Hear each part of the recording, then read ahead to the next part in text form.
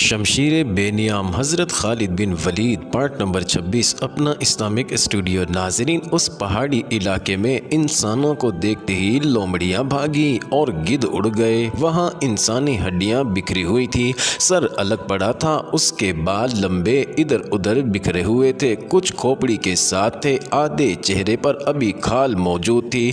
ناظرین، وہ یحاوہ تھی۔ لیس بن موشان کچھ دیر اس کی بکھری ہوئی ہڈیوں کو اور ادکھائی چہرے کو دیکھتا رہا۔ اس کی آنکھوں سے آنسو بہہ کر اس کی دودھ جیسی داڑھی میں جذب ہو گئے۔ ہم وہاں سے آ گئے۔ لیس بن موشان اور یحاوہ نے جرید بن مسیب کو محمد علیہ السلام کے قتل کے لیے تیار کیا تھا۔ ناظرین، خالد نے ایسے لہجے میں کہا جس میں طنز کی ہلکی سی جھلک بھی تھی، جرید بن مسیب مسلمانوں کے ہاتھوں قتل ہوا اور یحاوہ کا انجام تم نے اپنی آنکھوں سے دیکھا ہے، کیا تم سمجھتے نہیں ہو ابو جریج؟ ہاں ہاں، بوڑھے ابو جریج نے جواب دیا۔ لیس بن موشان کے جادو سے محمد علیہ السلام کا جادو زیادہ تیز اور طاقتور ہے۔ لوگ ٹھیک کہتے ہیں کہ محمد علیہ السلام کے ہاتھ میں جادو ہے، اس جادو کا ہی کرشمہ ہے کہ اس کے مذہب کو لوگ مانتے ہی چلے جا رہے ہیں۔ جرید کو قتل ہونا ہی تھا میرے بزرگ دوست، خالد نے کہا۔ اس بدروح کے قصے مدینہ میں بھی پہنچے ہوں گے، لیکن وہاں کوئی نہیں ڈرا ہوگا۔ محمد علیہ السلام کے پیروکاروں نے تسلیم ہی نہیں کیا ہوگا کہ یہ جن بھوت یا بدروح ہے۔ محمد علیہ السلام کے پیروکاروں کو ڈرنے کی کیا ضرورت ہے؟ ابو جریج نے کہا، محمد علیہ السلام کے جادو یعنی معجزات نے مدینہ کے گرد حصار کھینچا ہوا ہے۔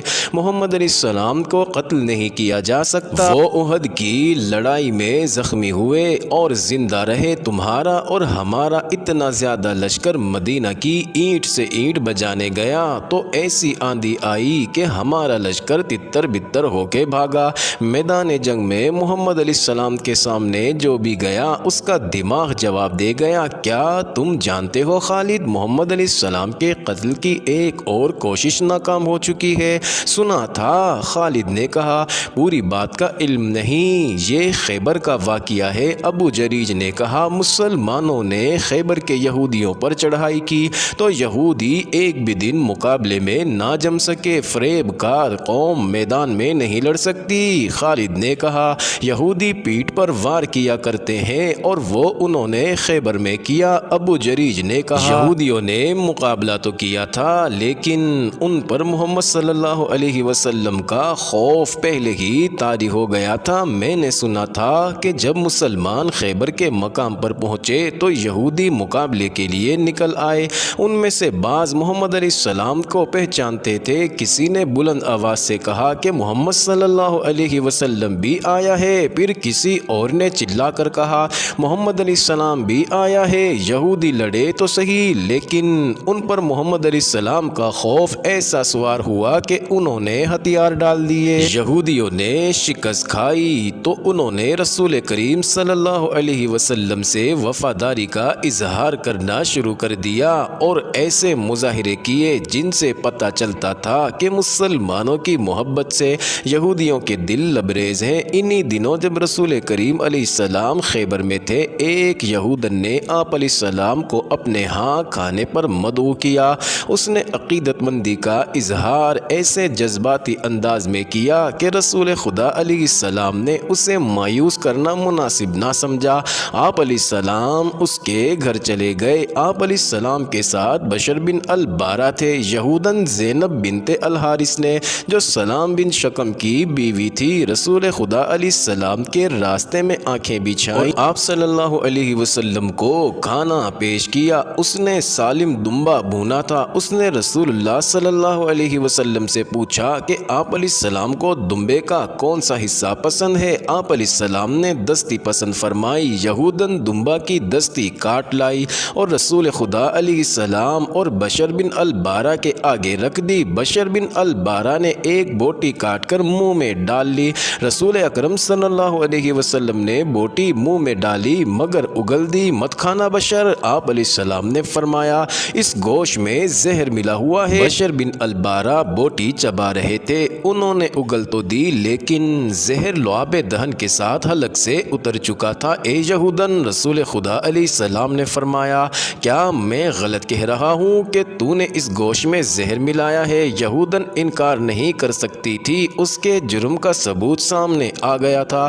بشر بن البارہ حلق پر ہاتھ رکھ کر اٹھے اور چکرا کر گر پڑے۔ زہر اتنا تیز تھا کہ اس نے بشر کو پھر اٹھنے نہ دیا، وہ زہر کی تلخی سے تڑپے اور فوت ہو گئے۔ اے محمد صلی اللہ علیہ وسلم، یہودن نے بڑی دلیری سے اعتراف کیا، خدا یہودا کی قسم، یہ میرا فرض تھا جو میں نے ادا کیا۔ رسول اللہ صلی اللہ علیہ وسلم نے اس یہودن اور اس کے خاوند کے قتل کا حکم فرمایا، اور خیبر کے یہودیوں کے ساتھ آپ علیہ السلام نے جو مشفقانہ رویہ اختیار کیا تھا وہ ان کی ذہنیت کے مطابق بدل ڈالا۔ ناظرین، ابن اسحاق لکھتے ہیں مروان بن عثمان نے مجھے بتایا تھا کہ رسول خدا علیہ السلام آخری مرض میں مبتلا تھے۔ آپ علیہ السلام نے وفات سے 2-3 روز پہلے ام بشر بن البارہ کو جب وہ آپ علیہ السلام کے پاس بیٹھی تھی فرمایا تھا، ام بشر، میں آج بھی اپنے جسم میں اس زہر کا اثر محسوس کر رہا ہوں جو اس یہودن نے گوشت میں ملایا تھا۔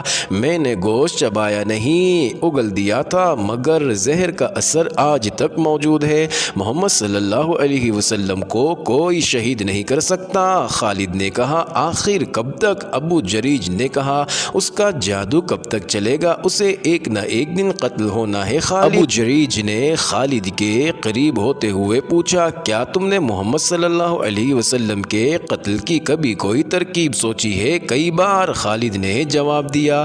جس روز میرے قبیلے نے بدر کے میدان میں شکست کھائی تھی اس روز سے محمد صلی اللہ علیہ وسلم کو اپنے ہاتھ سے قتل کرنے کی ترکیب سوچ رہا ہوں، لیکن میری ترکیب کارگر نہیں ہوئی۔ کیا وہ ترکیب مجھے بتاؤ گے؟ کیوں نہیں؟ خالد نے جواب دیا بڑی آسان ترکیب ہے، یہ ہے کھلے میدان میں آمنے سامنے کی لڑائی، لیکن میں ایک لشکر کے مقابلے میں اکیلا نہیں لڑ سکتا، ہم 3 لڑائیاں ہار چکے ہیں، خدا کی قسم۔ ابو جریج نے قہقہ لگا کر کہا میں نے کبھی نہیں سوچا تھا کہ ولید کا بیٹا بے وقوف ہو سکتا ہے، میں یہودیوں جیسی ترکیب کی بات کر رہا ہوں، میں دھوکے اور فریب کی بات کر رہا ہوں۔ محمد صلی اللہ علیہ وسلم کو تم آمنے سامنے کی لڑائی میں نہیں مار سکتے اور تم اسے فریب کاری سے بھی نہیں مار سکتے۔ خالد نے کہا فریب کبھی کامیاب نہیں ہوا۔ بوڑھا ابو جریج خالد کی طرف جھکا اور اس کے سینے پر انگلی رکھ کر بولا کسی اور کا فریب ناکام ہو سکتا ہے، یہودیوں کا فریب ناکام نہیں ہوگا۔ اس کی وجہ یہ ہے کہ فریب کاری یہودیوں کے مذہب میں شامل ہے۔ میں لیس بن موشان کا دوست ہوں، کبھی اس کی باتیں سنو، وہ دانش مند ہے، اس کی زبان میں جادو ہے، وہ تمہیں زبان سے مسحور کر دے گا۔ وہ کہتا ہے کہ سال لگ جائیں گے، صدیاں گزر جائیں گی، آخر فتح یہودیوں کی ہوگی، دنیا میں کامیاب ہوگا تو صرف فریب کامیاب ہوگا۔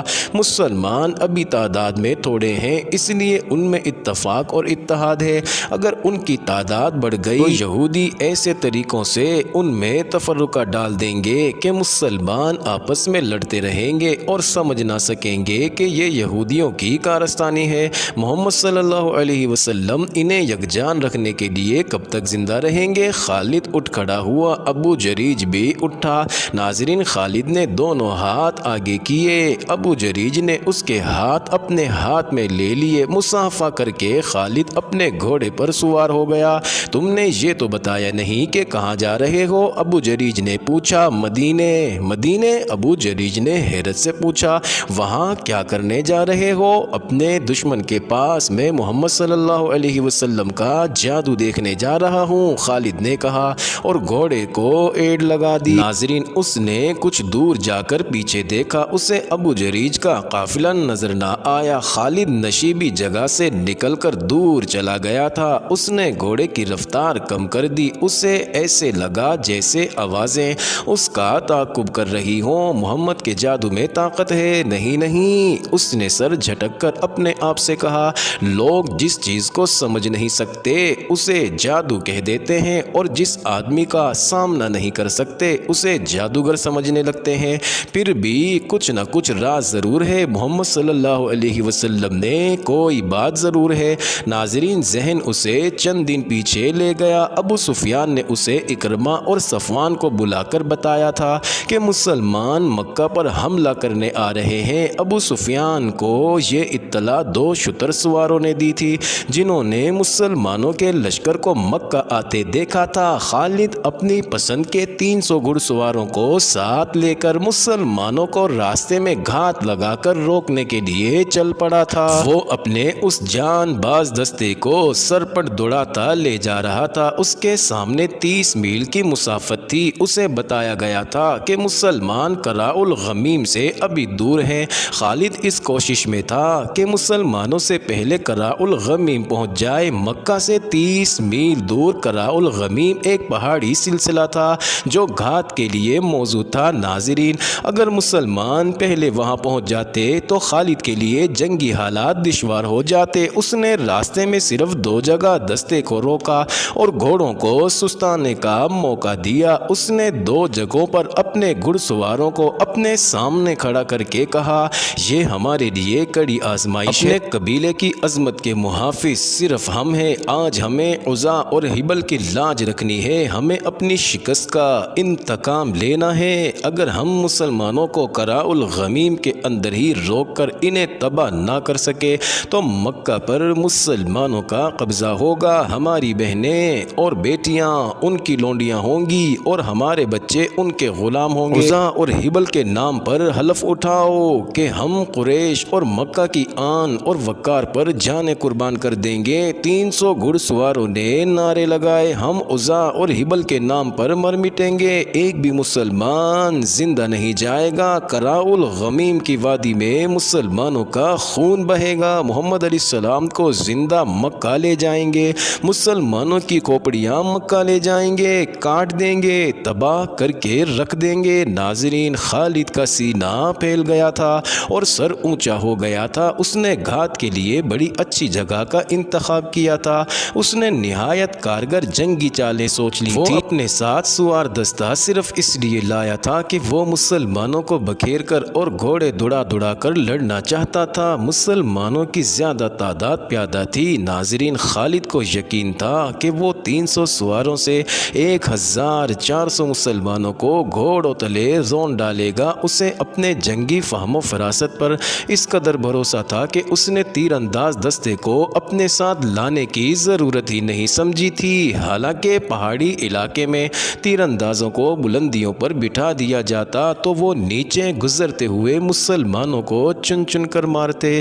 معزز ناظرین، یہ انٹرسٹنگ ویڈیو جاری ہے۔ اگلی ویڈیو قسط نمبر 27 میں دیکھنا مت بھولیے گا۔